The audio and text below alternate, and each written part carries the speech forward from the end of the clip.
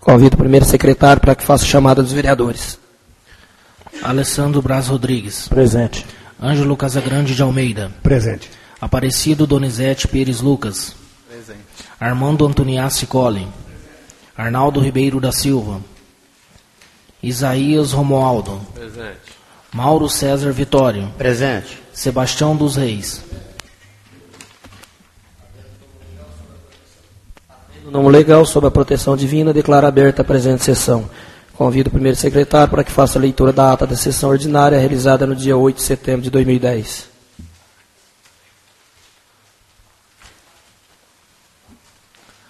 Ata da sessão ordinária realizada no dia 8 de setembro de 2010. Aos 8 dias do mês de setembro do ano de 2010, em sessão ordinária realizada às 20 horas na sede própria do Legislativo, sob a presidência do vereador Arnaldo Ribeiro da Silva e secretariado pelos vereadores Edivaldo dos Santos e Ângelo Casagrande de Almeida, respectivamente, primeiro e segundo secretários. Feita a chamada, constatou-se número legal com a presença dos seguintes vereadores, além da mesa: Sebastião dos Reis, Armando Antoniassi Colli, Alessandro Braz Rodrigues, Mauro César Vitório, Isaías Romualdo e Aparecido Donizete Pires Lucas. Dando início aos trabalhos, fora lida a ata da sessão anterior e posta em apreciação. Foi aprovada por unanimidade. Em seguida, foram colocados à disposição os balancetes do SAI e do Legislativo referentes ao mês de agosto de 2010.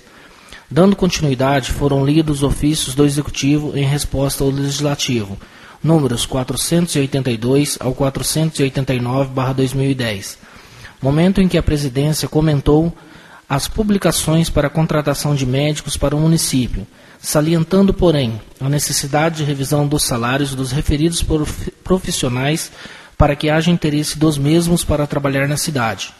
Ofício número 490/10. Ocasião em que o vereador Arnaldo ressaltou que a resposta não tinha fundamento, pois no quadro demonstrativo enviado ao Executivo, o ICMS realmente teve queda de 7,29%, mas o Fundeb teve um aumento de 29,31%. Contudo, na referida resposta, constava que o Fundeb era uma receita a ser gasta apenas com os professores e que não poderia haver aumento de salário, senão iria ultrapassar os limites do orçamento do município. Portanto, no referido limite, não poderia ser contado os salários dos servidores do ensino, já que a verba supracitada entra no limite, destacando que esclareceu esta dúvida com vários advogados e em congressos. Por isso, o Executivo não poderia defender que somente os professores tivessem um aumento. Argumentou também outro detalhe verificado, que na tabela enviada à Prefeitura houve aumento de vários índices de impostos, mesmo com a queda do ICMS, totalizando um aumento de 6,31% na receita municipal. Logo, destacou que a Casa está fazendo o possível para que haja o merecido reajuste salarial dos servidores públicos municipais, e que estes poderiam tomar providências junto ao sindicato. Na oportunidade, o vereador Alessandro disse que era necessário bom senso no que se refere à criação de novos empregos, porque, enquanto houver crescimento no quadro de funcionários, não será possível a concessão de aumento de salários aos servidores, já que o limite quanto à despesa com o pessoal não pode ser ultrapassado.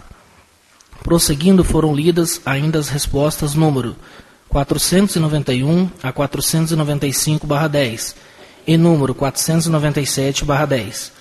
Em seguida, foram aprovados os requerimentos número 40/10, do vereador Alessandro, solicitando que envie à Casa os comprovantes dos recolhimentos de INSS e FGTS do município, referente ao ano de 2010, e número 41/10, do vereador Ângelo, em que solicita as informações referentes sobre quem irá realizar o pagamento do asfalto feito no prolongamento da rua Nicolau Tolentino de Almeida, ao lado do Parque Permanente de Exposições.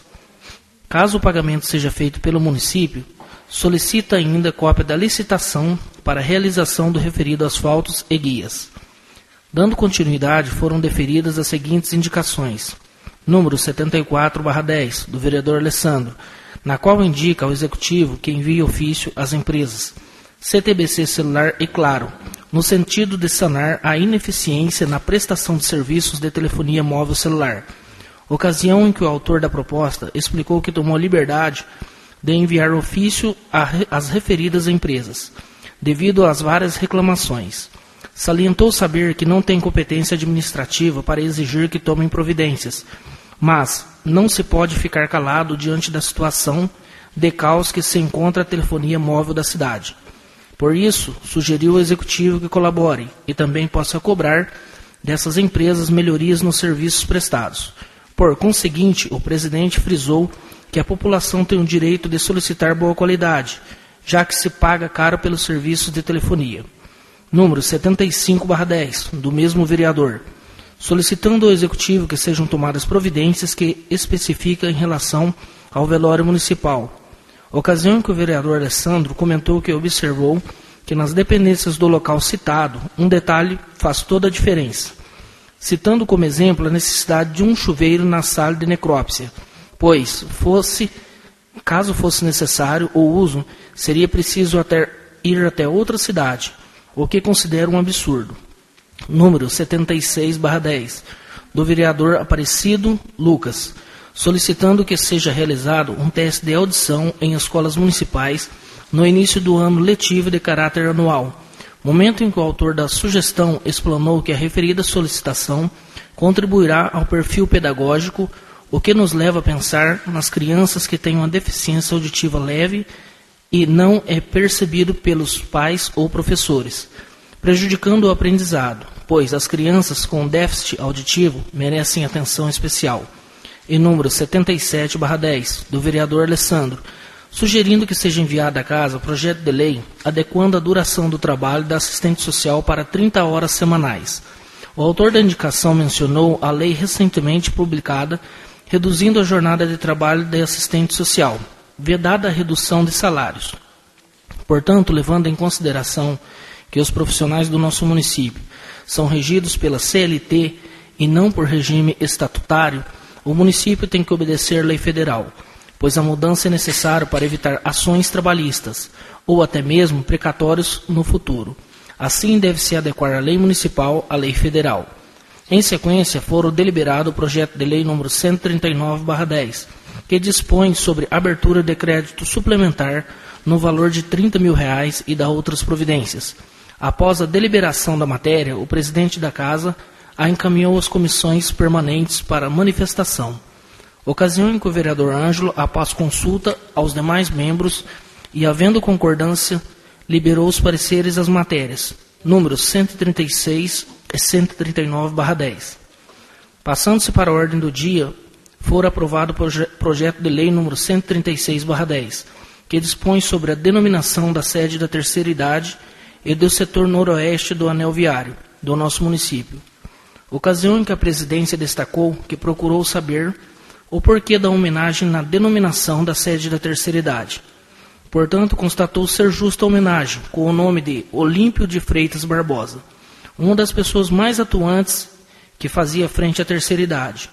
Logo, o presidente agradeceu ao prefeito municipal pela denominação do referido prédio e ainda pela denominação do anel viário, setor noroeste, com o nome de Luiz Piccioni, que foi uma indicação de sua autoria. E em seguida parabenizou ainda a bisneta do senhor Luiz, que estivera na cidade por algumas vezes com a finalidade de resgatar a memória de seu bisavô. Prosseguindo, foram aprovados também o projeto de lei número 139/10.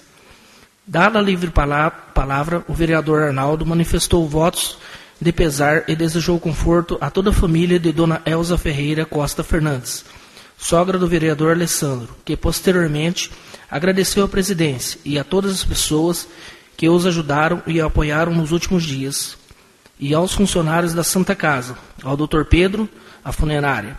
Em sequência, o vereador Isaías disse que ele e os vereadores Lucas, Armando e Mauro estiveram com o prefeito, e este pediu para que, em nome de sua pessoa, agradecessem aos vereadores pela presença e pelo apoio na aprovação dos projetos de leis relacionados à realização de mais uma Expoan.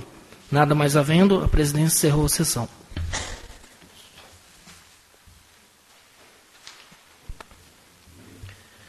Em discussão, ata da sessão ordinária realizada no dia 8 de setembro de 2010.